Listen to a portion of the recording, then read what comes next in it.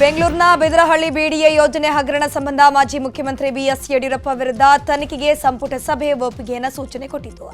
ಇದೀಗ ಪ್ರಾಸಿಕ್ಯೂಷನ್ಗೆ ಕೋರಿ ಗವರ್ನರ್ಗೆ ಮನವಿಯನ್ನು ಬರೆಯಲಾಗಿದೆ. 2020 ನವೆಂಬರ್ 19ರಂದು ಎಸಿಬಿಗೆ ಟಿಜೆ ಅಬ್ರಹಾಂ ದೂರನ್ನು ಕೊಟ್ಟಿದ್ರು. ಅದಾದ ಮೇಲೆ ತನಿಖೆಗೆ ಅನುಮತಿ ಕೋರಿದ್ದ ಎಸಿಬಿ ಮನವಿಯನ್ನ ಗವರ್ನರ್ ತಿರಸ್ಕರಿಸಿದ್ರು. ಬಿಡಿಎನಿಂದ 516 ಕೋಟಿ ವೆಚ್ಚದಲ್ಲಿ ಮನೆಗಳ ನಿರ್ಮಾಣದಲ್ಲಿ ಅಕ್ರಮ ನಡೆದಿರುವಂತಹ ಆರೋಪವಿದೆ. 2019ರಲ್ಲಿ ಅಧಿಕಾರದಲ್ಲಿದ್ದಂತಹ ಬಿಎಸ್ವೈ ನಿರ್ದೇಶನದಂತೆ ರಾಮಲಿಂಗಂ ಕಂಪನಿಗೆ ಟೆಂಡರ್ ನೀಡಲು 12 ಕೋಟಿ ಐಎಎಸ್ ಅಧಿಕಾರಿ ಡಾಕ್ಟರ್ ಸಿ ಪ್ರಕಾಶ್ ಬೇಡಿಕೆ ಇಟ್ಟಿದ್ದಂತಹ ಆರೋಪವಿದೆ. ಈ ಅಕ್ರಮದಲ್ಲಿ ಬಿಎಸ್ವೈ ಕುಟುಂಬ ಭಾಗಿಯಾಗಿದೆ ಅಂತ 16 ಆರೋಪಗಳನ್ನು ಹೊರಿಸಲಾಗಿತ್ತು. ದೆಹಲಿ ಅಂಗಳ ತಲುಪಿರುವಂತಹ ಬಿಜೆಪಿ ಬಣ ಬಡಿದಾಟ ಕ್ಲೈಮ್ಯಾಕ್ಸ್ ಹಂತಕ್ಕೆ ಬಂದು ನಿಂತಿದೆ. ಯತ್ನಾಳ್ ವಿಜಯೇಂದ್ರ ಪ್ರತಿಷ್ಠೆ ಫೈಟ್ಗೆ ಹೈಕಮಾಂಡ್ ಬ್ರೇಕ್ ಹಾಕೋಕೆ ನಿರ್ಧರಿಸಿದೆ. ಬಿಜೆಪಿಯ ರಾಷ್ಟ್ರೀಯ ಪ್ರಧಾನ ಕಾರ್ಯದರ್ಶಿ ತರುಣ್ ಚುಗ್ ಬೆಂಗಳೂರಿಗೆ ಬಂದು ಸರಣಿ ಸಭೆ ನಡೆಸಿದ್ರು. ಬಿಜೆಪಿ ಕಚೇರಿಯಲ್ಲಿ ತರುಣ್ ಚುಗ್ ಸಭೆ ವೇಳೆ ಯತ್ನಾಳ್ ಉಚ್ಚಾಟನೆಗೆ ಒಕ್ಕೊರಲ ಒತ್ತಾಯ ಕೇಳಿ ಬಂತು. ಸಭೆಯಲ್ಲಿದ್ದಂತಹ ಶಾಸಕರು, ಪದಾಧಿಕಾರಿಗಳು, ಜಿಲ್ಲಾಧ್ಯಕ್ಷರುಗಳು ಯತ್ನಾಳ್ ಉಚ್ಚಾಟನೆಗೆ ಆಗ್ರಹಿಸಿದ್ರು. ರಾಜ್ಯದಲ್ಲಿ ಪಕ್ಷ ಸಂಘಟನೆ ಮಾಡೋಕೆ ಯತ್ನಾಳ್ ಮತ್ತವರ ತಂಡದಿಂದ ಅಡ್ಡಿಯಾಗಿದೆ. ಯತ್ನಾಳ್ ವಿರುದ್ಧ ಕ್ರಮ ಕೈಗೊಂಡ್ರೆ ಎಲ್ಲವೂ ಸರಿಯಾಗತ್ತೆ ಅಂತ ತರುಣ್ ಚುಗ್ಗೆ ಮನವಿಯನ್ನು ಮಾಡಿದ್ದಾರೆ. ಜಿಲ್ಲಾಧ್ಯಕ್ಷರು ಸೈನ್ ಮಾಡಿದ 2 ಪುಟಗಳ ಪತ್ರವನ್ನ ತರುಣ್ ಚುಗ್ಗೆ ನೀಡಲಾಗಿದೆ. ನೋಡ್ರಿ, ಯತ್ನಾಳ್ ಅವರು ನಾನು 94ರಿಂದ ಒಟ್ಟೊಟ್ಟಿಗೆ ಎಲೆಕ್ಟ್ ಆದರು. ಯತ್ನಾಳ್ ಅವರು ನನ್ನ ಅತ್ಯಂತ ಸ್ನೇಹಿತರು. ನಾನು ಅವ್ರಿಗೆ ರಿಕ್ವೆಸ್ಟ್ ಮಾಡ್ಕೊಳ್ತಾ ಇದ್ದೀನಿ, ವಿಜಯೇಂದ್ರ ಅವ್ರನ್ನ ನೇಮಕ ಮಾಡಿದ್ದು ಹೈಕಮಾಂಡ್ ಅಧ್ಯಕ್ಷರನ್ನಾಗಿ. ಅನವಶ್ಯಕವಾಗಿ ವಿಜಯೇಂದ್ರ ಅವ್ರ ಮೇಲೆ, ಯಡಿಯೂರಪ್ಪನವ್ರ ಮೇಲೆ ಟೀಕೆ ಮಾಡ್ತಾ ಪಕ್ಷಕ್ಕೆ ದೊಡ್ಡ ಡ್ಯಾಮೇಜ್ ಮಾಡ್ತಾ ಇದ್ದೀರಿ. ನೀವು ಪಕ್ಷ ಕಟ್ಟಿದಂಥ ಸಾವಿರಾರು ಕಾರ್ಯಕರ್ತರ ಕಣ್ಣಲ್ಲಿ ನೀರು ಹಾಕ್ತಾ ಇದ್ದಾರೆ. ಈ ಪರಿಸ್ಥಿತಿಯನ್ನು ನಿಮ್ಗೆ ಅಸಮಾಧಾನಗಳಿದ್ದರೆ ಹೈಕಮಾಂಡ್ ಹತ್ರ ತೋಡ್ಕೊಳ್ಬೋದು, ಪಕ್ಷದ ವೇದಿಕೆಯಲ್ಲಿ ತೋಡ್ಕೊಳ್ಳಿಕ್ಕೆ ಬರ್ತದೆ. ಬೀದಿ ಮೇಲೆ ನಿಂತು ಮೀಡಿಯಾದ ಎದುರುಗಡೆ ಮಾತನಾಡಿ ಯಾವುದೇ ರಾಜಕೀಯ ಪಕ್ಷಗಳಿರಲಿ ಅನೇಕ ನ್ಯೂನತೆಗಳು, ಕುಂದುಕೊರತೆಗಳು ಇದ್ದೇ ಇರ್ತದೆ. ಬೆಂಗಳೂರಿಗೆ ತರುಣ್ ಚುಗ್ ಆಗಮನ ಬೆನ್ನಲ್ಲೇ ಡಿಸೆಂಬರ್ 7ಕ್ಕೆ ರಾಜ್ಯ ಬಿಜೆಪಿ ಉಸ್ತುವಾರಿ ರಾಧಾ ಮೋಹನ್ ದಾಸ್ ಕೂಡ ಬೆಂಗಳೂರಿಗೆ ಆಗಮಿಸಲಿದ್ದಾರೆ. ಯತ್ನಾಳ್ ಹಾಗೂ ವಿಜಯೇಂದ್ರ ಮಧ್ಯೆ ನಡೆಯುತ್ತಿರುವಂತಹ ಫೈಟ್ಗೆ ಬ್ರೇಕ್ ಹಾಕುವಂತಹ ಸಾಧ್ಯತೆ ಇದೆ. ಬಿಜೆಪಿ ಕೋರ್ ಕಮಿಟಿ ಸಭೆ ಬಳಿಕ ಬಿಜೆಪಿಯ ರಾಜ್ಯಾಧ್ಯಕ್ಷ ಬಿವೈ ವಿಜಯೇಂದ್ರ ಮಾಧ್ಯಮಗಳೊಂದಿಗೆ ಮಾತನಾಡಿದರು. ಸಭೆಯಲ್ಲಿ ಕೆಲವೊಂದು ಸಲಹೆಗಳನ್ನು ನೀಡಿದ್ದಾರೆ. ಸಂಘಟನೆಯನ್ನು ಬಲಪಡಿಸುವ ಸಲುವಾಗಿ ಸಲಹೆಯನ್ನ ನೀಡಿದ್ರು. ಸಭೆಯಲ್ಲಿ ಯತ್ನಾಳ್ ಉಚ್ಚಾಟನೆ ವಿಚಾರವಾಗಿ ಚರ್ಚೆ ನಡೆದಿಲ್ಲ, ಹೀಗಂತ ಹೇಳಿಕೆಯನ್ನು ನೀಡಿದ್ರು. ಇನ್ನು ಬಿಜೆಪಿಯ ನಾಯಕರು ಮಾತನಾಡಿ, ನಾವೆಲ್ಲರೂ ಒಟ್ಟಾಗಿದ್ದೇವೆ, ಪಕ್ಷ ಬಲವರ್ಧನೆ ಬಗ್ಗೆ ಮಾತ್ರ ಚರ್ಚೆ ನಡೆದಿದೆ ಅಂತ ಹೇಳಿದ್ರು. ಜಿಲ್ಲೆಯ ಅಧ್ಯಕ್ಷರುಗಳು ಯಾವುದೇ ಮನವಿಯನ್ನು ನಮ್ಮ ರಾಷ್ಟ್ರೀಯ ನಾಯಕರುಗಳಿಗೆ ನೀಡಿಲ್ಲ. ಯಾರೂ ಭಯಪಡ್ತಕ್ಕಂಥ ಅವಶ್ಯಕತೆ ಇಲ್ಲ. ಹರೀಶ್ ಹೆಸರು ಮುಂದೆ ಏನಿದೆ, BP ಇದೆ. ಸ್ವಲ್ಪ ಅವರು ಸ್ಥಾನನ ಕಳ್ಕೊಳ್ತಾರೆ ಅವಾಗ. ಅದೇನಾರೇ ಇರಲಿ, ಅವರು ಕೂಡ ನಮ್ಮ ಶಾಸಕರಿದ್ದಾರೆ, 2ನೇ ಬಾರಿ ಗೆದ್ದಂಥ ಶಾಸಕರಿದ್ದಾರೆ. ಇನ್ನು ಬೇರೆ ನೋಟಿಸ್ಗಳು ಎಲ್ಲವೂ ಕೂಡ ಕೇಂದ್ರದ ರಾಷ್ಟ್ರೀಯ ನಾಯಕರ ಮುಂದೆ ಇದೆ, ಎಲ್ಲವನ್ನು ಕೂಡ ಗಮನಿಸ್ತಾ ಇದ್ದಾರೆ. ಯಾವಾಗ ವಿಜಯೇಂದ್ರನನ್ನು ರಾಜ್ಯದ ಅಧ್ಯಕ್ಷನನ್ನಾಗಿ ನಮ್ಮ ರಾಷ್ಟ್ರೀಯ ನಾಯಕರು ಘೋಷಣೆ ಮಾಡಿದ್ದಾರೆ, ನನ್ನ ಅಜೆಂಡಾ ಅಥವಾ ನನ್ನ ಮೂಲ ಉದ್ದೇಶ ಮುಂದಿನ ದಿನಗಳಲ್ಲಿ ಭಾರತೀಯ ಜನತಾ ಪಾರ್ಟಿ ಸ್ವಂತ ಶಕ್ತಿಯ ಮೇಲೆ ಅಧಿಕಾರಕ್ಕೆ ಬರಬೇಕು. ಎರಡನೇದಾಗಿ ಏನು ಅಡ್ಜಸ್ಟ್ಮೆಂಟ್ ರಾಜಕಾರಣ ಅಂತೇಳಿ ನಮ್ಮ ಕೆಲವು ಕಾರ್ಯಕರ್ತರಲ್ಲಿ ಮುಖಂಡರಲ್ಲೂ ಕೂಡ ಅಭಿಪ್ರಾಯ ಇದೆ, ಅವೆಲ್ಲದಕ್ಕೂ ಕೂಡ ಇತಿಶ್ರೇ ಆಡಬೇಕು. ಆ ನಿಟ್ಟಿನಲ್ಲಿ ನಾನು ಪಕ್ಷಕ್ಕೆ ಶಕ್ತಿ ತುಂಬತಕ್ಕಂಥ ಕೆಲಸ ಮಾಡ್ತಾ ಇದ್ದೇನೆ. ರಾಜ್ಯದ ಅಧ್ಯಕ್ಷನಾಗಿ ಪ್ರಾಮಾಣಿಕವಾಗಿ ದುಡಿತಾ ಇದ್ದೇನೆ. ಈಗಾಗಲೇ ಕೇಂದ್ರದ ವರಿಷ್ಠರು ಗಮನಿಸ್ತಾ ಇದ್ದಾರೆ. ಶಿಸ್ತು ಕ್ರಮ ಕೈಗೊಳ್ಳಬೇಕಾ, ಈಗ ಸುಮ್ಮನೆ ಬಿಡಬೇಕಾ, ಎಲ್ಲವೂ ಕೂಡ ತೀರ್ಮಾನ ಮಾಡ್ತಾರೆ. ಥ್ಯಾಂಕ್ ಯು, ಧನ್ಯವಾದ. ಪಕ್ಷ ಕೊಡೋದವ್ರು ಯಾರೋ ಕೆಲವು ವ್ಯಕ್ತಿಗಳಲ್ಲ, ಸಿದ್ಧಾಂತದ ಆಧಾರದ ಮೇಲೆ, ತತ್ವದ ಆಧಾರದ ಮೇಲೆ ಈ ಪಕ್ಷವನ್ನು ಸಾವಿರ ಕಾರ್ಯಕರ್ತರು ಮಾನಾಪಮಾನಗಳನ್ನು ಸಹಿಸಿ ನೋವನ್ನು ಉಂಡು ತುರ್ತು ಪರಿಸ್ಥಿತಿಯ ದಿನಗಳಲ್ಲಿ ಸೆರೆಮನೆ ವಾಸವನ್ನು ಅನುಭವಿಸಿ ಈ ಪಕ್ಷವನ್ನು ಗಟ್ಟಿಯಾಗಿ ಕಟ್ಟಿ ಎಬ್ಬಿಸಿ ನಿಲ್ಲಿಸಿದ್ದಾರೆ. ಅದಕ್ಕೆ ಹಾನಿ ಮಾಡುವಂಥ ಕೆಲಸವನ್ನು ಯಾರೂ ಕೂಡ ಮಾಡಬಾರ್ದು. ಕೆಲವರ ಹೇಳಿಕೆಯಿಂದಾಗಿ, ಮಾತಿನಿಂದಾಗಿ ಇವತ್ತು ಬಹಳ ದೊಡ್ಡ ಹೊಡೆತವನ್ನು ಅನುಭವಿಸಬೇಕಾದಂಥ ಒಂದು ಪರಿಸ್ಥಿತಿಗೆ ಬಂದಿದೆ. ಇದಕ್ಕೆ ಅವಕಾಶ ಕೊಡಬಾರ್ದು, ಅವ್ರನ್ನ ಕರೆದು ಮಾತಾಡಬೇಕು. ಮತ್ತು ಅದಕ್ಕೂ ಕೂಡ ಕೇಳ್ದೇ ಶೆಡ್ ಹೊಡಿತಾರೆ ಅಂತ ಹೇಳಿದ್ರೆ ಪಕ್ಷ ಅವ್ರ ಬಗ್ಗೆ ನಿಯಮಾವಳಿ ಪ್ರಕಾರ ಕ್ರಮ ತೆಗೆದುಕೊಳ್ಬೇಕು ಅನ್ನುವಂಥದ್ದನ್ನು ಕೂಡ ಈಗ ಈ ಸಭೆಯಲ್ಲಿ ನಾನೂ ಸೇರಿದಂತೆ ಎಲ್ಲ ಹಿರಿಯರು ಮತ್ತು ಶಾಸಕರು ಅಭಿಪ್ರಾಯಪಟ್ಟಿದ್ದಾರೆ. ನನಗೆ ಖಂಡಿತವಾಗೂ ಭರವಸೆ ಇದೆ, ನಮ್ಮ ಹೈಕಮಾಂಡ್ ಸ್ಟ್ರಾಂಗ್ ಇದೆ. ಇಡೀ ದೇಶದಲ್ಲಿ ಏನಾಗ್ತದೆ, ಏನು ಹೋಗ್ತದೆ ಎಲ್ಲ ಹೈಕಮಾಂಡಿನ ಹಿರಿಯರು ಕೂತ್ಕೊಂಡು ಯೋಚನೆ ಮಾಡ್ತಾ ಇದ್ದಾರೆ. ಭಾಳ ಕಡಿಮೆ ಅವಧಿನಲ್ಲಿ ಇದು ಸರಿಯಾಗ್ತದೆ ಅಂತ ನಾನು ಭಾವಿಸ್ತೇನೆ. ಇವತ್ತು ನಮ್ಮದೆಲ್ಲ ಚರ್ಚೆ ನಡೆದಿರುವಂಥದ್ದು ಪಾರ್ಟಿಯ ಸಂಘಟನೆಗಳು ಮಾತ್ರ. ಬೇರೆ ಯಾವುದೇ ವಿಚಾರ ಇಲ್ಲಿ ಚರ್ಚೆಗೆ ಬಂದಿಲ್ಲ. ನಮ್ಮ ಪಾರ್ಟಿ ಒಟ್ಟಾಗಿದೆ. ಸಣ್ಣ ಪುಟ್ಟ ಭಿನ್ನಾಭಿಪ್ರಾಯನ ನಮ್ಮ ಕೇಂದ್ರದ ನಾಯಕರು ಹೇಳಿದ್ದಾರೆ. ಈ ಮೂರ್ನಾಲ್ಕು ವಿಚಾರಗಳಲ್ಲಿ ಮೂರ್ನಾಲ್ಕು ದಿನದಲ್ಲಿ ಎಲ್ಲ ಸುಖಾಂತಿ ಆಗುತ್ತೆ. ನೋಡಿ, ಅದೆಲ್ಲ ಕೇಂದ್ರದ ನಾಯಕರು ಅವೆಲ್ಲ ಸರಿ ಮಾಡುವಂಥ ಶಕ್ತಿ ಇದೆ. ನಮ್ಮ ಕೇಂದ್ರದ ನಾಯಕತ್ವಕ್ಕೆ ಆ ಶಕ್ತಿ ಇದೆ, ಅದನ್ನು ಮಾಡ್ತಾರೆ. ನಮಗೂ ತಾಳ್ಮೆ ಬೇಕು. ತಾಳ್ಮೆ ಎಲ್ಲದಕ್ಕೂ ತಾಳ್ಮೆ ಬೇಕು. ಈಗೇನು ಯಾವುದು ಎಲೆಕ್ಷನ್ ಇಲ್ಲ, ತಾಳ್ಮೆ ಇರಬೇಕು ಅಂತ ಹೇಳಿ.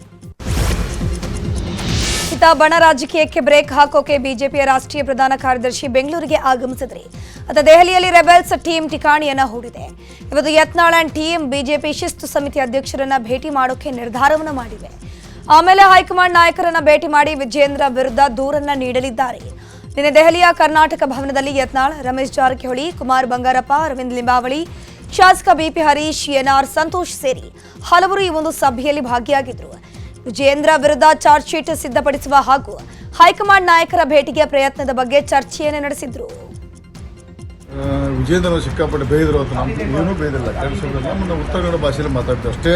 ಅವರು ರಾಜ್ಯಾಧ್ಯಕ್ಷರಿಗೆ ಸ್ವತಃ ಅವರೇ ಫಸ್ಟ್ ಪಕ್ಷ ವಿರೋಧ ಕೆಲಸ ಮಾಡ್ತಾರೆ. ವಿಜೇಂದ್ರ ಅವರು ಪಕ್ಷ ವಿರೋಧ ಕೆಲಸ ಅವ್ರು ಮಾಡ್ತಾರೆ, ನಾವು ಮಾಡೋದಿಲ್ಲ. ಪಕ್ಷ ಒಂದು ವಾಕ್ ಹೋರಾಟ ಸೇರ್ ತಗೊಂಡ್ಬಿಟ್ಟು ಅದನ್ನು ಕೆಡಿಸ್ಲಿಕ್ಕೆ ಪ್ರಯತ್ನ ಮಾಡುವಂಥ ವಿಜೇಂದ್ರ ಟೀಮ್. ನಾವು ಅಂತ ಒಳ್ಳೆಯಂಥ ವಿಷಯ ತೊಗೊಂಡು ಅವರೇ ಮೊದಲು ಸೀರಿಯಸ್ ಅವರು ಮೊದಲು ಮಾಡಿ ನಾವು ಮಾಡೋದು ಪ್ರಶ್ನೆ ಬರ್ಬೇಕಿಲ್ಲ. ನಾವು ಯತ್ನಾಳ್ ಮೊದಲ ಅವ್ರು ಪ್ರಾರಂಭ ಮಾಡಿಬಿಟ್ಟು ನಾವೇನು ಮಾಡೋದ್ರಿಕ್ಕಿಲ್ಲ. 2 ವರ್ಷ ಮೊದಲು ಗೊತ್ತೈತೆ ನೋಟಿಸ್ ಕೊಡ್ತಾರೆ ರೆಡಿಯಾಗಿ ಕೊಡ್ತಾರೆ ಗೊತ್ತಿತ್ತು ನಮಗೆ. ಬಟ್ ಇನ್ನೊಂದು ಹೊತ್ತಲ್ಲಿ ಕಂಟೆಂಟ್ ನೋಡಿ ಅದರಲ್ಲಿ ಏನಿದೆ ವಿಷಯ ಬೇಕು ಅದ್ರ ಬಗ್ಗೆ ನಾವು ಸಮರ್ಥ ನಮ್ಮ ಹೊಸ ಪಾರ್ಟಿ ಉತ್ತರ ಕೊಡ್ತಾರೆ. ಅದೇನು ನಾವು ಪಾರ್ಟಿ ಚೌಕಟ್ಟಿನಲ್ಲಿ ಕೆಲಸ ಮಾಡೋದು. ನಾವು ಬಸ್ಸಿನ ರೋಡಿಗೆ ಹೊಂಟಾರೆ ಒಬ್ಬರು ನಾವೆಲ್ಲ ಹೋಗಲ್ಲ. ನಾಳೆ 11ವರೆಗೆ ಎಲ್ಲೋ ಕರೆದಾರೆ ಗೊತ್ತಿಲ್ಲ ನನಗೆ. ಅವರೇ ಪಾಠಕ್ ಅವರು ಶಿಸ್ತು ಸಮಿತಿ ಅದೇನು ಸಹಿ ಮಾಡಿ ಕಳಿಸಲ್ಲ, ಅವರೇ ಕರೆದಾರೆ. ರಾಜ್ಯ ಬಿಜೆಪಿಯಲ್ಲಿ ಬಣ ಬಡಿದಾಟದ ನಡುವೆ ವಿಜೇಂದ್ರ ವಿರುದ್ಧ ಅಭಿಯಾನ ಶುರುವಾಗಿದೆ. ಬಿಜೆಪಿ ರಾಜ್ಯಾಧ್ಯಕ್ಷ ವಿಜೇಂದ್ರರನ್ನ ಕೆಳಗಿಳಿಸಿ ಬಿಜೆಪಿಯನ್ನ ಉಳಿಸಿ ಎಂಬ ಅಭಿಯಾನ ಶುರುವಾಗಿದೆ. ನಾವು ಪಕ್ಷದ ತಳಮಟ್ಟದ ಕಾರ್ಯಕರ್ತರಾಗಿ ಪ್ರಸ್ತುತದ ಕುಟುಂಬ ರಾಜಕೀಯ ಮತ್ತು ಭ್ರಷ್ಟಾಚಾರದಿಂದ ಅಸಮಾಧಾನಗೊಂಡಿದ್ದೇವೆ. ಕರ್ನಾಟಕ ಬಿಜೆಪಿ ಉಳಿಸಬೇಕು ಎಂಬ ಉದ್ದೇಶದಿಂದ ನಾವು ಪತ್ರವನ್ನು ಬರೆಯುವ ಅಭಿಯಾನ ಆರಂಭಿಸಿದ್ದೇವೆ ಅಂತ ಸೋಷಿಯಲ್ ಮೀಡಿಯಾದಲ್ಲಿ ಅಭಿಯಾನ ಪತ್ರವನ್ನ ಹರಿದಾಡ್ತಿದ್ದಾರೆ.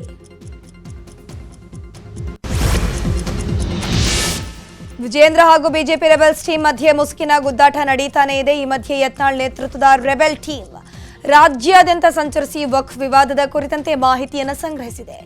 ಇನ್ನು ಜೆಪಿಸಿ ಅಧ್ಯಕ್ಷರನ್ನ ಭೇಟಿ ಮಾಡಲಿರುವಂತಹ ರೆಬೆಲ್ಸ್ ಟೀಮ್ ವಕ್ಫ್ ಕುರಿತಂತೆ ವರದಿಯನ್ನು ಸಲ್ಲಿಕೆ ಮಾಡಲಿದೆ. ಈ ಮಧ್ಯೆ ವಿಜೇಂದ್ರ ನೇತೃತ್ವದ ಬಿಜೆಪಿಯ ವಕ್ಫ್ ಹೋರಾಟ ಇಂದಿನಿಂದ ಅಧಿಕೃತವಾಗಿ ಆರಂಭವಾಗಿದೆ. ವಿಪಕ್ಷ ನಾಯಕ ಆರ್ ಅಶೋಕ್, ಛಲವಾದಿ ನಾರಾಯಣಸ್ವಾಮಿ, ವಿಜೇಂದ್ರ ನೇತೃತ್ವದ ಟೀಮ್ ಇಂದಿನಿಂದ ರಾಜ್ಯಾದ್ಯಂತ ಪ್ರವಾಸ ಕೈಗೊಂಡು ವಕ್ಫ್ ವಿಚಾರದ ಬಗ್ಗೆ ಅಧ್ಯಯನ ನಡೆಸಿ ಸದನದಲ್ಲಿ ಪ್ರಸ್ತಾಪಿಸಲು ಸಿದ್ಧತೆಯನ್ನ ಮಾಡಿಕೊಂಡಿದೆ. ಇನ್ನು ವಿಜೇಂದ್ರ ಟೀಮ್ ಹೋರಾಟಕ್ಕೂ ರೆಬೆಲ್ಸ್ ಟೀಮ್ ವರದಿ ಸಿದ್ಧಪಡಿಸಿ ಜೆಪಿಸಿ ಅಧ್ಯಕ್ಷರಿಗೆ ಸಲ್ಲಿಸಲು ಸಿದ್ಧತೆ ನಡೆಸಿದ್ದು ಇಲ್ಲೂ ವಿಜೇಂದ್ರಗೆ ಟಕ್ಕರ್ ಕೊಟ್ಟಿದೆ. ಮುಡಾ ಹಗರಣದಲ್ಲಿ ಸಿಎಂ ಸಿದ್ದರಾಮಯ್ಯನವರಿಗೆ ಒಂದಲ್ಲ ಒಂದು ಟೆನ್ಷನ್ ಎದುರಾಗ್ತಿದೆ. ಮುಡಾ ಹಗರಣದ ತನಿಖೆ ಚುರುಕುಗೊಳಿಸಿರುವಂತಹ ಇಡಿ ಅಧಿಕಾರಿಗಳು ನಗರಾಭಿವೃದ್ಧಿ ಇಲಾಖೆಯ ಕಾರ್ಯದರ್ಶಿ ದೀಪಾ ಚೋಳನ್ ಅವರನ್ನ ವಿಚಾರಣೆ ನಡೆಸಿದೆ. ದಾಖಲೆಗಳನ್ನು ತಿದ್ದಿರುವಂತಹ ಆರೋಪ ಹಿನ್ನೆಲೆ ನೋಟಿಸ್ ಅನ್ನು ನೀಡಲಾಗಿತ್ತು. ಈ ಹಿನ್ನೆಲೆ ನಗರಾಭಿವೃದ್ಧಿ ಇಲಾಖೆಯ ಕಾರ್ಯದರ್ಶಿ ದೀಪಾ ಚೋಳನ್ ಸೇರಿ ಕೆಲ ಅಧಿಕಾರಿಗಳನ್ನ ಇಡಿ ಅಧಿಕಾರಿಗಳು ಸತತ 11 ಗಂಟೆ ವಿಚಾರಣೆ ಮಾಡಿದ್ದಾರೆ. ಮುಡಾ ಹಗರಣದ ಆರೋಪದ ಬಗ್ಗೆ ಮಾತನಾಡೋಕೆ ಕಾಂಗ್ರೆಸ್ನ ಶಾಸಕ ಹರೀಶ್ ಗೌಡ ಇವತ್ತು ಬೆಳಗ್ಗೆ 11 ಗಂಟೆಗೆ ಸುದ್ದಿಗೋಷ್ಠಿಯನ್ನು ಕರೆದಿದ್ದಾರೆ. ಮೈಸೂರು ಕಾಂಗ್ರೆಸ್ ಕಚೇರಿಯಲ್ಲಿ ಮುಡಾ ಹಗರಣ ವಿಚಾರವಾಗಿ ಸುದ್ದಿಗೋಷ್ಠಿ ನಡೆಯಲಿದೆ. ಈ ಹಿಂದೆಯೇ ಈ ಹಗರಣದಲ್ಲಿ ಬಿಜೆಪಿ ಹಾಗೂ ಜೆಡಿಎಸ್ನ ನಾಯಕರ ಪಾಲು ಸಹ ಇದ್ದು ಎಲ್ಲವನ್ನ ಬಹಿರಂಗಗೊಳಿಸಬೇಕು ಅಂತ ಹರೀಶ್ ಗೌಡ ಒತ್ತಾಯಿಸಿದ್ರು. ಇದೀಗ ಇಂದಿನ ಸುದ್ದಿಗೋಷ್ಠಿಯಲ್ಲಿ ಮುಡಾ ಹಗರಣ ಸಂಬಂಧ ಮತ್ತಷ್ಟು ನಾಯಕರ ಹೆಸರು ಹೊರಬರುತ್ತಾ ಅಥವಾ ಮತ್ತಷ್ಟು ದಾಖಲೆಗಳು ಹೊರಬರುತ್ತವಾ ಅನ್ನುವ ಕುತೂಹಲ ಮನೆ ಮಾಡಿವೆ. ಬೆಂಗಳೂರಿನಲ್ಲಿ ಕುಡಿಯುವ ನೀರಿನ ದರ ಏರಿಕೆ ಮಾಡಬೇಕು, ಇದಕ್ಕೆಲ್ಲ ಶಾಸಕರ ಬೆಂಬಲ ಕೋರಿ ನಗರದ ಎಲ್ಲ ಶಾಸಕರಿಗೆ ಜಲಮಂಡಳಿ ಅಧ್ಯಕ್ಷ ರಾಮ್ ಪ್ರಸಾದ್ ಮನೋಹರ್ ಪತ್ರವನ್ನು ಬರೆದಿದ್ದಾರೆ. ದರ ಏರಿಕೆ ಮಾಡದಿದ್ರೆ ನೀರು ಪೂರೈಕೆ ಹಾಗೂ ನೈರ್ಮಲ್ಯ ಸೌಲಭ್ಯಗಳನ್ನು ಸಮರ್ಪಕವಾಗಿ ಒದಗಿಸೋಕೆ ತೊಂದರೆಯಾಗುತ್ತೆ. ನೀರಿಗೆ ವಿಧಿಸುವ ಶುಲ್ಕವೇ ಪ್ರಮುಖ ಆದಾಯ ನಮಗೆಲ್ಲ. ಹೀಗಾಗಿ ದರ ಪರಿಷ್ಕರಣೆ ಮಾಡುವಂತೆ ಪತ್ರವನ್ನು ಬರೆಯಲಾಗಿದೆ. ಫೆಂಗಲ್ ಆರ್ಭಟಕ್ಕೆ ಕರುನಾಡು ತಂಡ ಹೊಡೆದಿದೆ. ಮಂಡ್ಯದಲ್ಲಿ 9 ಸೆಂಟಿಮೀಟರ್ ಮಳೆಯಾಗಿದ್ರೆ ಮೈಸೂರಿನ ಹುಣಸೂರಿನಲ್ಲಿ 6 ಸೆಂಟಿಮೀಟರ್ ಮಳೆಯಾಗಿದೆ. ಇಂದು ಕರಾವಳಿ ಭಾಗದಲ್ಲಿ ವ್ಯಾಪಕ ಮಳೆಯಾಗಲಿದ್ದು ದಕ್ಷಿಣ ಕನ್ನಡ, ಉಡುಪಿ, ಮಂಗಳೂರು, ಕೊಡಗು ಸೇರಿ ಹಲವೆಡೆ ಭಾರೀ ಮಳೆಯಾಗುವಂತಹ ಸಾಧ್ಯತೆ ಇದೆ ಅಂತ ಹವಾಮಾನ ಇಲಾಖೆಯ ನಿರ್ದೇಶಕ ಡಾಕ್ಟರ್ ಸಿಎಸ್ ಪಾಟೀಲ್ ಹೇಳಿದ್ದಾರೆ. ಈಗಿರುವ ಹವಾಮಾನದ ಸಿನಾಪ್ಟಿಕ್ ಸ್ಥಿತಿ ಏನೆಂದರೆ ಅರಬ್ಬಿ ಸಮುದ್ರದ ಆಗ್ನೇಯ ಭಾಗದಲ್ಲಿ ಕರ್ನಾಟಕದ ಕರಾವಳಿಯ ತೀರದಲ್ಲಿ ವಾಯುಭಾರ ಕುಸಿತವಾಗಿದೆ. ಇದರ ಪ್ರಭಾವದಿಂದ ಕರ್ನಾಟಕದ ಕರಾವಳಿ ಜಿಲ್ಲೆಗಳಲ್ಲಿ ವ್ಯಾಪಕವಾಗಿ ಮಳೆಯಾಗುವ ಹೆಚ್ಚಿನ ಸಾಧ್ಯತೆ ಇದೆ. ದಕ್ಷಿಣ ಕನ್ನಡ, ಉಡುಪಿ, ಚಿಕ್ಕಮಗಳೂರು ಹಾಗೂ ಕೊಡಗು ಜಿಲ್ಲೆಗಳ ಕೆಲವು ಕಡೆ ಭಾರಿ ಮಳೆಯಾಗುವ ಸಾಧ್ಯತೆ ಇತ್ತು. ಡಿಸೆಂಬರ್ 5 ಹಾಗೂ 6ರಂದು ರಾಜ್ಯದ ಕೆಲವು ಜಿಲ್ಲೆಗಳಲ್ಲಿ ಅಲ್ಲಲ್ಲಿ ಹಗುರವಾಗಿ ಮಳೆಯಾಗುವ ಹೆಚ್ಚಿನ ಸಾಧ್ಯತೆ ಇದೆ. ಬೆಂಗಳೂರಿನಲ್ಲಿ ಹಗುರದಿಂದ ಸಾಧಾರಣವಾಗಿ ಮಳೆಯಾಗುವ ಹೆಚ್ಚಿನ ಸಾಧ್ಯತೆ ಇದ್ದು ಬೆಂಗಳೂರಿನಲ್ಲಿ ಗರಿಷ್ಠ ಉಷ್ಣಾಂಶ ಸುಮಾರು 24 ಡಿಗ್ರಿ ಸೆಂಟಿಗ್ರೇಡ್ ಹಾಗೂ ಕನಿಷ್ಠ ಉಷ್ಣಾಂಶ 19 ಡಿಗ್ರಿ ಸೆಂಟಿಗ್ರೇಡ್ ಇರುವ ಹೆಚ್ಚು. ಇನ್ನು ಸಿಲಿಕಾನ್ ಸಿಟಿ ಬೆಂಗಳೂರು ಅಕ್ಷರಶಃ ತತ್ತರಿಸಿ ಹೋಗಿದೆ. ಮೆಜೆಸ್ಟಿಕ್ ಕಾರ್ಪೊರೇಷನ್, ಕೆಆರ್ ಮಾರ್ಕೆಟ್ ಸುತ್ತಮುತ್ತ ಕಳೆದ 3 ದಿನಗಳಿಂದ ನಿರಂತರವಾಗಿ ಜಿಟಿ ಮಳೆಯಾಗ್ತಿದೆ. ನಿನ್ನೆ ಬೆಳಗ್ಗೆ ಅಲ್ಪ ಬಿಡುವು ಕೊಟ್ಟಿದ್ದಂತಹ ಮಳೆರಾಯ ಮಧ್ಯಾಹ್ನದ ಬಳಿಕ ಧಾರಾಕಾರವಾಗಿ ಸುರಿದಿದೆ. ಇದರಿಂದಾಗಿ ಜನಜೀವನ ಸಂಪೂರ್ಣವಾಗಿ ಅಸ್ತವ್ಯಸ್ತವಾಗಿತ್ತು.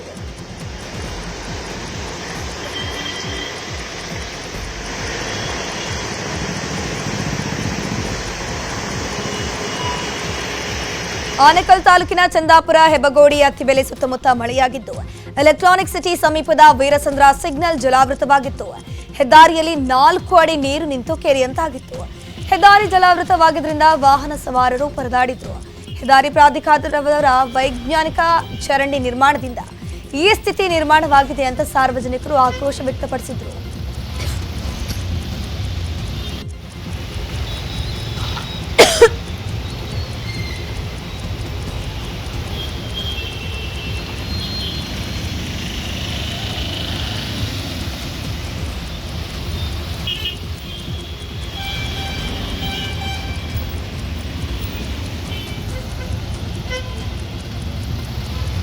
ಫೆಂಗಲ್ ಎಫೆಕ್ಟ್ಗೆ ಜಿಗಣಿ ಕೈಗಾರಿಕಾ ಪ್ರದೇಶದ ರಸ್ತೆಯು ಜಲಾವೃತವಾಗಿತ್ತು. ಸಿಪ್ಲಾ ಕಂಪನಿಯ ರಸ್ತೆ ಸಂಪೂರ್ಣವಾಗಿ ಜಲಾವೃತವಾಗಿತ್ತು.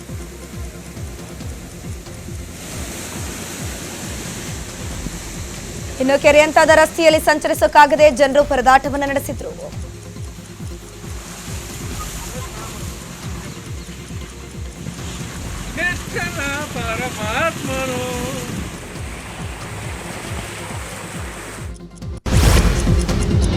ಫೆಂಗಲ್ ಚಂಡಮಾರುತದ ಅಬ್ಬರಕ್ಕೆ ಕರಾವಳಿ ಜಿಲ್ಲೆಗಳು ತತ್ತರಿಸಿ ಹೋಗಿವೆ. ಮಳೆಯಿಂದಾಗಿ ಅನೇಕ ಯಕ್ಷಗಾನ ಪ್ರದರ್ಶನಗಳು ರದ್ದಾಗಿವೆ.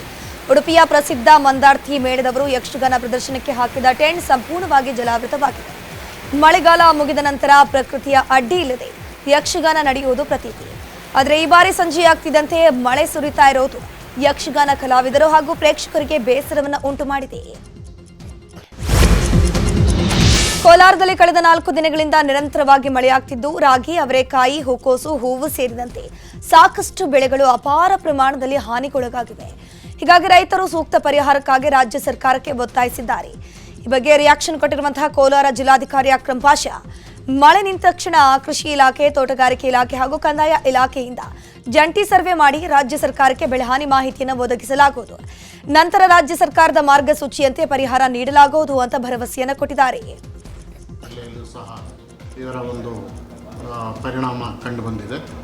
ಕಳೆದ 4 ದಿವಸಗಳಿಂದ ನಮ್ಮಲ್ಲಿ ಜಡಿಮಳೆ ಸಹ ಆಗಿದೆ. ಈ ರಾಗಿ ಬೆಳೆ ಸ್ವಲ್ಪ ತೊಂದರೆ ಆಗಿದೆ, ನಷ್ಟ ಉಂಟಾಗಿದೆ.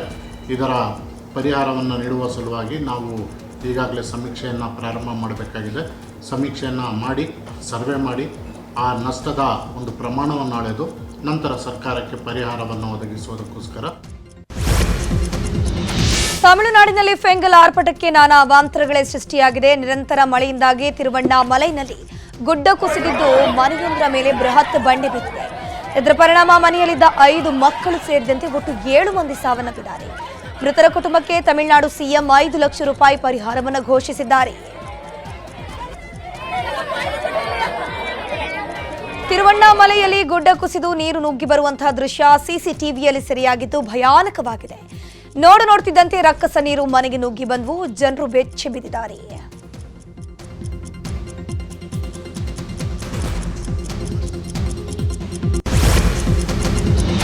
ರೇಣುಕಾಸ್ವಾಮಿ ಕೊಲೆ ಸಂಬಂಧ ನಿನ್ನೆ ಪವಿತ್ರ ಗೌಡ ಜಾಮೀನು ಅರ್ಜಿ ವಿಚಾರಣೆ ನಡೆಸಲಾಯಿತು. ಪವಿತ್ರ ಗೌಡ ಪರ ವಕೀಲ ಟಾಮಿ ಸೆಬಾಸ್ಟಿಯನ್ ವಾದವನ್ನು ಮಂಡನೆ ಮಾಡಿದ್ರು. ಸಾಕ್ಷಿಗಳಾದ ಚಿಕ್ಕಣ್ಣ ನವೀನ್ ಹೇಳಿಕೆಯನ್ನು ಉಲ್ಲೇಖಿಸಿ ವಾದ ಮಾಡಿದ ಟಾಮಿ ಸೆಬಾಸ್ಟಿಯನ್, ಪವಿತ್ರ ಗೌಡ ರೇಣುಕಾಸ್ವಾಮಿಗೆ ಒಂದ್ಸಲ ಹೊಡೆದ ಮೇಲೆ ದರ್ಶನ್ ಹೊಡೆದಿತ್ತು, ಆದರೆ ಎರಡನೇ ಸಲ ಪವಿತ್ರ ಗೌಡ ಹೊಡೆದಿರುವ ಬಗ್ಗೆ ಉಲ್ಲೇಖವಿಲ್ಲ. ಇದನ್ನೆಲ್ಲ ಪರಿಗಣಿಸಿ ಜಾಮೀನು ನೀಡಬೇಕು ಅಂತ ವಾದವನ್ನು ಮಂಡಿಸಿದ್ರು. ಇನ್ನುಳಿದ ಆರೋಪಿಗಳಾದ ಲಕ್ಷ್ಮಣ್, ಜಗದೀಶ್, ಅನುಕುಮಾರ್, ನಾಗರಾಜ್ ಅವರ ಜಾಮೀನು ಅರ್ಜಿ ವಿಚಾರಣೆಯನ್ನ ಮಾಡಲಾಗಿದ್ದು, ವಾದ ಪ್ರತಿವಾದ ಆಲಿಸಿದ ಕೋರ್ಟ್ ವಿಚಾರಣೆಯನ್ನು ಶುಕ್ರವಾರಕ್ಕೆ ಮುಂದೂಡಿಕೆ ಮಾಡಿದೆ. ಬಿಜೆಪಿ ಟಿಕೆಟ್ ಕೊಡಿಸೋದಾಗಿ ಕೋಟಿ ವಂಚನೆ ಮಾಡಿರುವ ಪ್ರಕರಣ ಸಂಬಂಧ ನಿನ್ನೆ ಬಿಗ್ ಬಾಸ್ ಸ್ಪರ್ಧಿ ಚೈತ್ರ ಕುಂದಾಪುರ ಕೋರ್ಟ್ಗೆ ಹಾಜರಾಗಿದ್ದರು. ಪ್ರಕರಣಕ್ಕೆ ಸಂಬಂಧಪಟ್ಟಂತೆ ಖುದ್ದು ಹಾಜರಾಗುವಂತೆ ಕೋರ್ಟ್ ಸೂಚನೆಯನ್ನು ಕೊಟ್ಟಿತು. ಈ ಹಿನ್ನೆಲೆ 1ನೇ ಎಸಿಎಂಎಂ ನ್ಯಾಯಾಲಯಕ್ಕೆ ಹಾಜರಾಗಿದ್ದರು. ಸದ್ಯ ವಿಚಾರಣೆಯನ್ನು ಜನವರಿ 13ಕ್ಕೆ ನ್ಯಾಯಾಧೀಶರು ಮುಂದೂಡಿಕೆ ಮಾಡಿದ್ರು. ಈ ಹಿಂದೆ ಕೂಡ ಬಿಗ್ ಬಾಸ್ ಮನೆಯಲ್ಲಿ ಅರೆಸ್ಟ್ ಆಗಿ ಜೈಲು ಸೇರಿದ ವರ್ತೂರು ಸಂತೋಷ್ ಬಿಡುಗಡೆಯಾಗಿ ಮತ್ತೆ ಬಿಗ್ ಬಾಸ್ ಮನೆಗೆ ಹೋಗಿದ್ರು. ಈಗ ಚೈತ್ರ ಕೂಡ ವಾರೆಂಟ್ ಜಾರಿ ಹಿನ್ನೆಲೆ ಕೋರ್ಟ್ಗೆ ಹಾಜರಾಗಿ ವಾಪಸ್ ಬಿಗ್ ಬಾಸ್ ಮನೆಗೆ ತೆರಳಿದ್ದಾರೆ.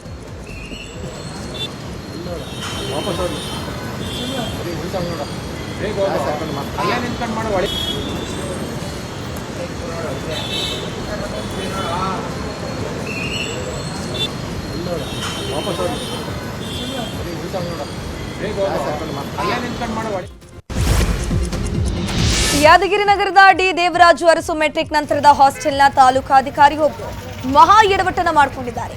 ಬೊಲೊರೋ ಪಿಕಪ್ ವಾಹನದಲ್ಲಿ ವಿದ್ಯಾರ್ಥಿಗಳನ್ನ ಕುರಿ ತುಂಬಿದ ಹಾಗೆ ತುಂಬಿ ವಸತಿ ಶಾಲೆ ಉದ್ಘಾಟನೆಗೆ ಕರ್ಕೊಂಡು ಹೋಗಿದ್ದಾರೆ.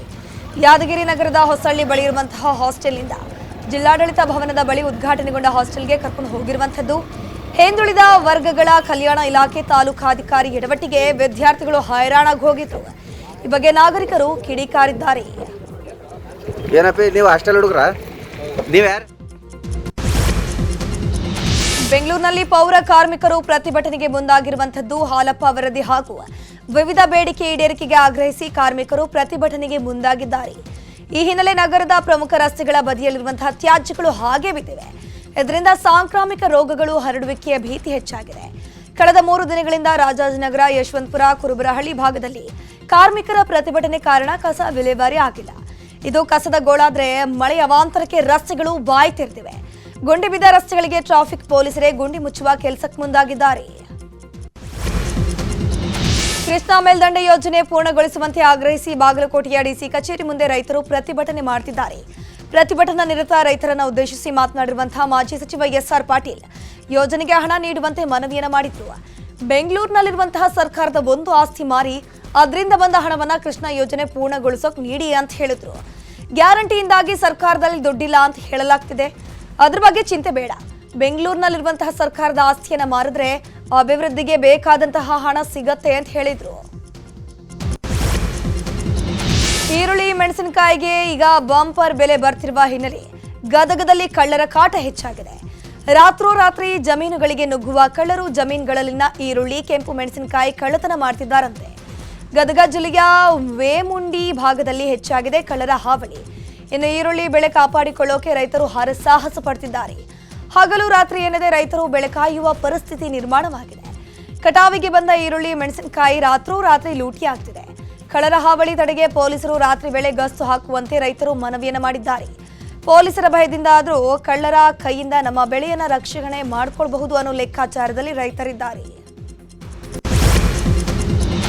ಕೆಂಗೇರಿ ಬಳಿ ಅಪಘಾತದಲ್ಲಿ ಯುವತಿ ಸಂಧ್ಯಾ ಸಾವು ಪ್ರಕರಣಕ್ಕೆ ಸಂಬಂಧಪಟ್ಟಂತೆ ಆರೋಪಿ ಧನುಷ್ ಹೈಕೋರ್ಟ್ ಮೆಟ್ಟಿಲೇರಿದ್ದಾನೆ. ಅಪಘಾತ ನಡೆದು 1 ತಿಂಗಳಾದರೂ ಬೇಲ್ ಸಿಗ್ತಿಲ್ಲ ಅಂತ ಧನುಷ್ ಹೈಕೋರ್ಟ್ ಕದ ತಟ್ಟಿದ್ದಾನೆ. ನವೆಂಬರ್ 2ರಂದು ಕೆಂಗೇರಿ ಬಳಿ ಕಾರು ಡಿಕ್ಕಿಯಾಗಿ ಸಂಧ್ಯಾ ಅನ್ನೋ ಯುವತಿ ಸಾವನ್ನಪ್ಪಿದ್ದು. ಆದರೆ ಯುವತಿ ಕುಟುಂಬಕ್ಕೆ 2 ಕೋಟಿ ಪರಿಹಾರ ಕೊಡ್ತೀವಿ, ಕೇಸ್ ವಾಪಸ್ ಪಡೆದುಕೊಳ್ಳಲು ಆರೋಪಿ ಕುಟುಂಬಸ್ಥರು ಮನವಿಯನ್ನ ಮಾಡಿದ್ರು. ಆದರೆ ಸಂಧ್ಯಾ ಕುಟುಂಬಸ್ಥರು ನಮಗೆ ಹಣ ಬೇಡ, ನ್ಯಾಯ ಬೇಕು ಅಂತ ಕೋರ್ಟ್ ಮೊರೆ ಹೋಗಿದ್ರು. ಇದೀಗ ಆರೋಪಿ ಧನುಷ್ಗೆ ಸೆಷನ್ಸ್ ಕೋರ್ಟ್ನಲ್ಲಿ ಜಾಮೀನು ನಿರಾಕರಣೆಯಾಗಿದ್ದು ಧನುಷ್ ಹೈಕೋರ್ಟ್ ಕದ ತಟ್ಟಿದ್ದಾನೆ. ಜಾಮೀನಿಗೆ ಆಕ್ಷೇಪಣೆ ಸಲ್ಲಿಸೋಕೆ ಪೊಲೀಸರು ನಿರ್ಧಾರವನ್ನು ಮಾಡಿದ್ದಾರೆ. ಬಾರ್ಡರ್ ಗವಾಸ್ಕರ್ ಟೆಸ್ಟ್ ಸರಣಿಯ 2ನೇ ಪಂದ್ಯ ಶುಕ್ರವಾರದಿಂದ ಶುರುವಾಗಲಿದೆ.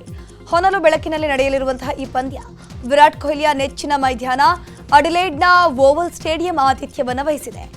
ಪಿಂಕ್ ಬಾಲ್ ಟೆಸ್ಟ್ಗೆ ಉಭಯ ತಂಡಗಳು ಭರ್ಜರಿಯಾಗಿ ತಯಾರಿಯನ್ನು ನಡೆಸಿವೆ.